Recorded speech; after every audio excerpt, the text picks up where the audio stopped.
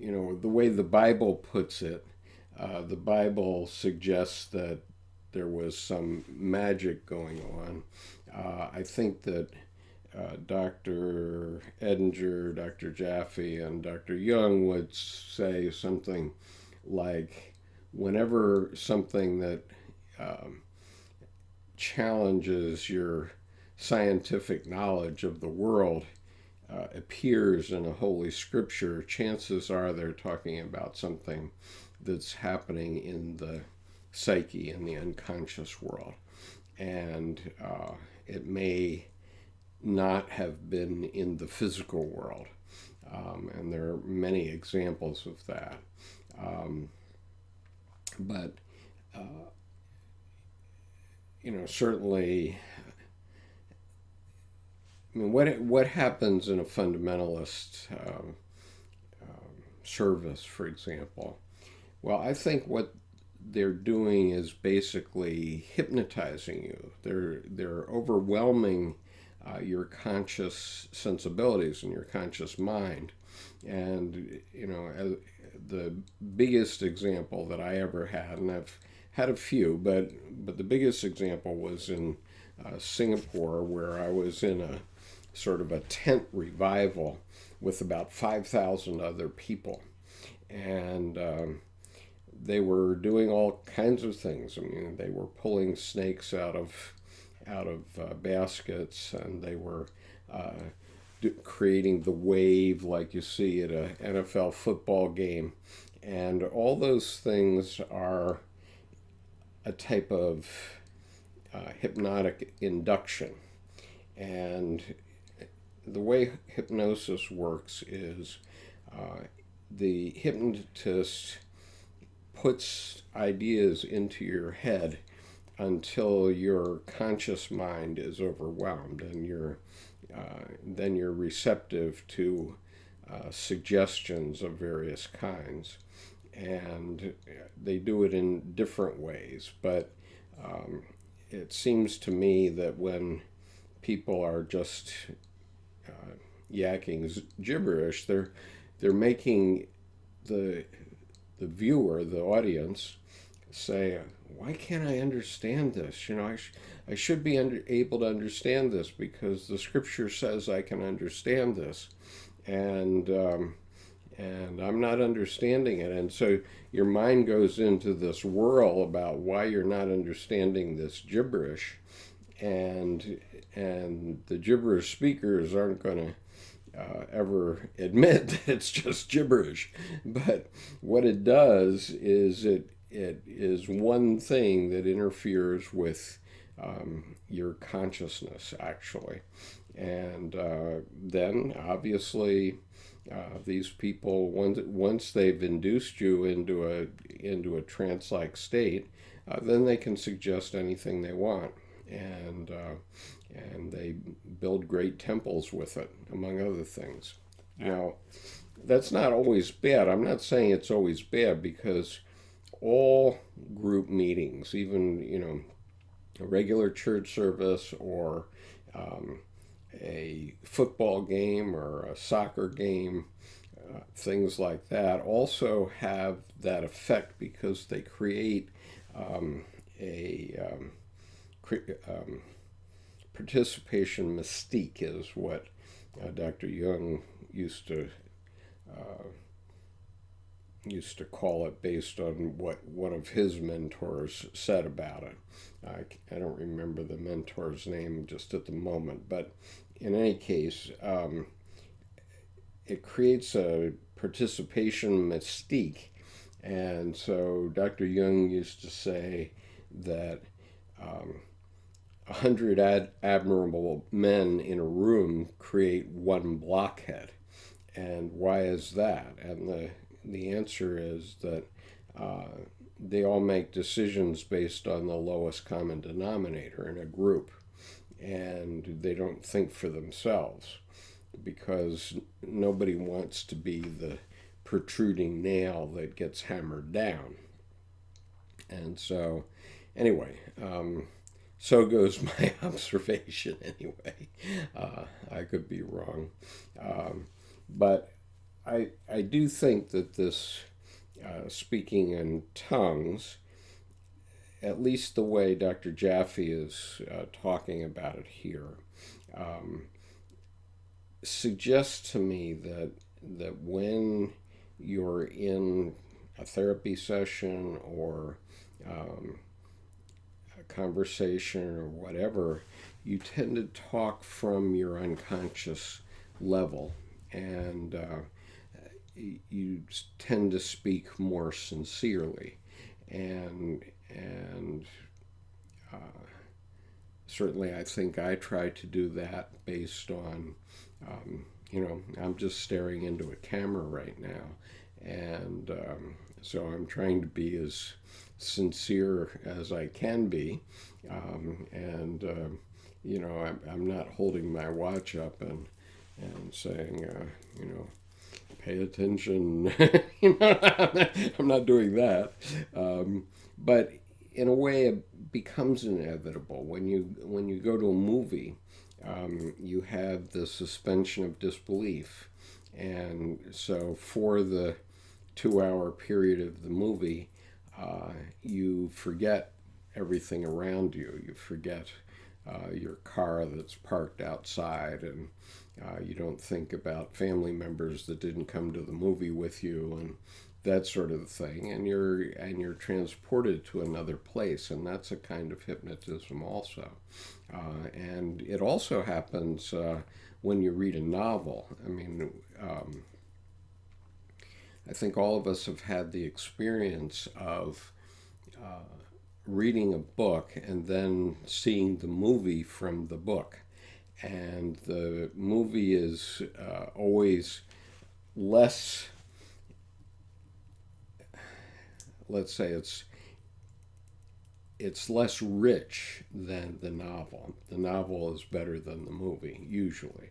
And the reason for that is that in a movie you can only do so much in 2 hours, but in a novel, you can read it at your own pace. You can start to imagine it in different ways, and no matter what novel it is, I assume that we all have slightly different imagery of what that novel is. And I know when I'm, even hearing a lecture by James Hillman, for example, I'm imagining I'm in the room with James Hillman listening to his lecture. But, in point of fact, he's been dead for about 10 years, and this is a recording of his voice. But still, I can transport myself. I can take myself into that other environment, and so whenever we have an interaction, we have to be conscious of. We should be conscious of the fact that we're actually going into our unconscious, and we have to be aware of what's happening. Okay, so Miles says, I will definitely give that some thought. It is not what the pastors who I have been taught. Miles says, supposedly the disciples were magically able to talk in the foreign language of those they were addressing. Well, that's fine, Miles, and, I'm not going to challenge any of your personal beliefs, but I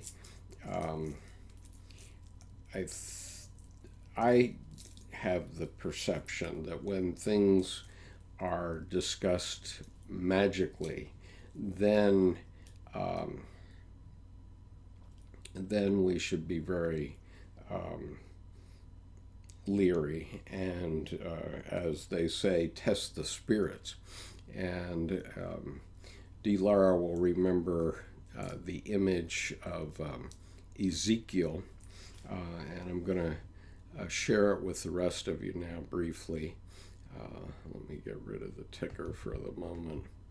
I have an image of Ezekiel. Now this image is relates to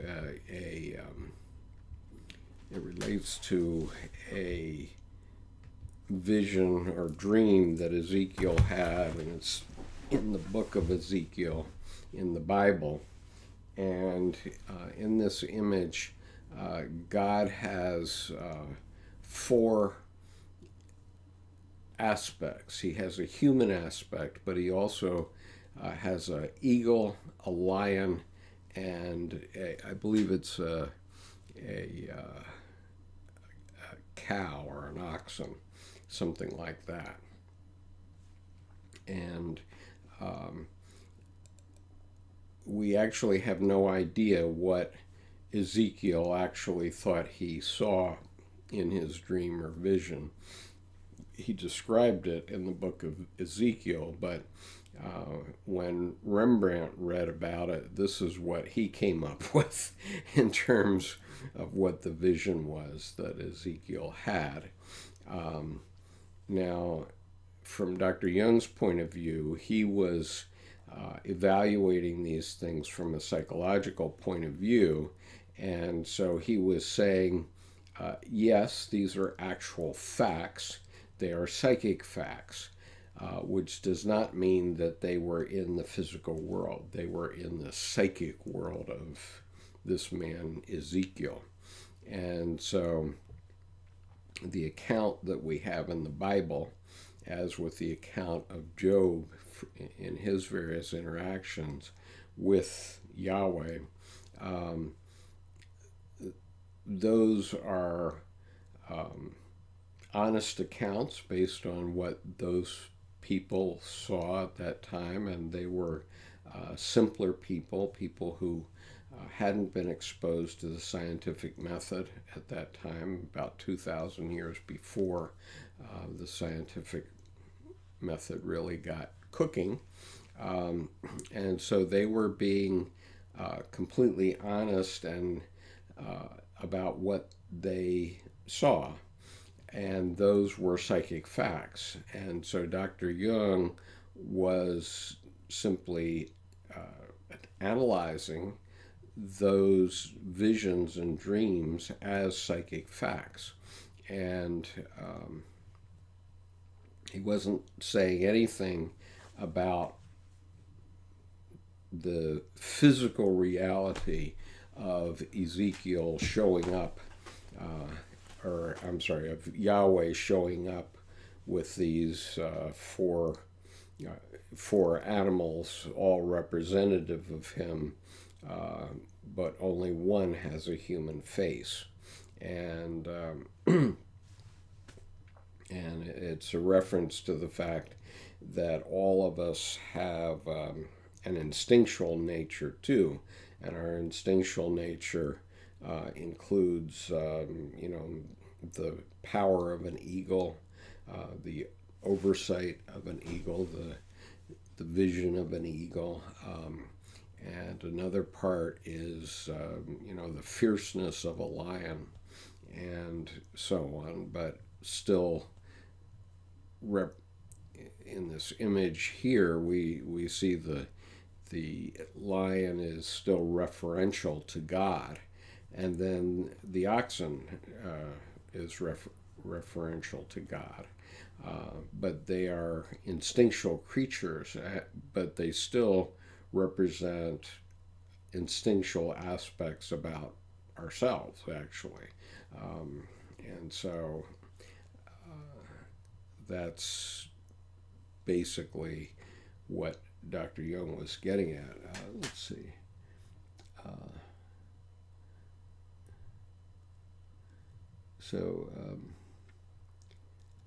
So Miles says, please do, challenge is good.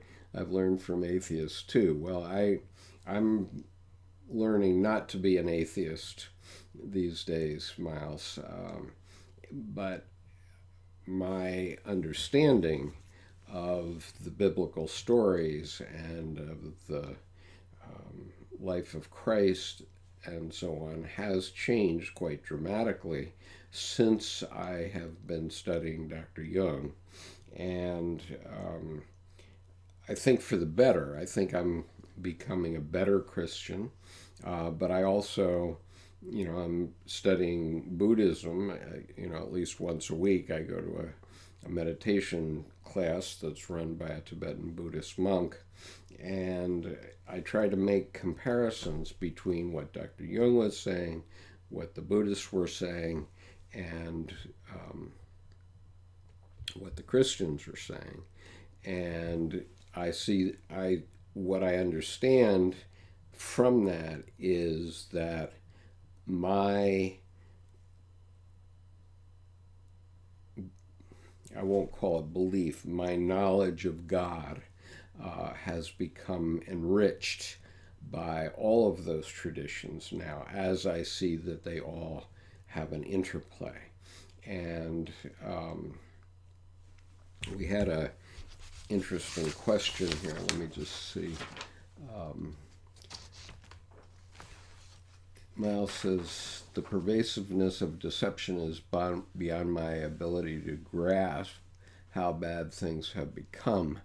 Challenges what it will take to get to the truth. Yes, and I see important truth in indigenous peoples too, as well as Jesus. Well, absolutely.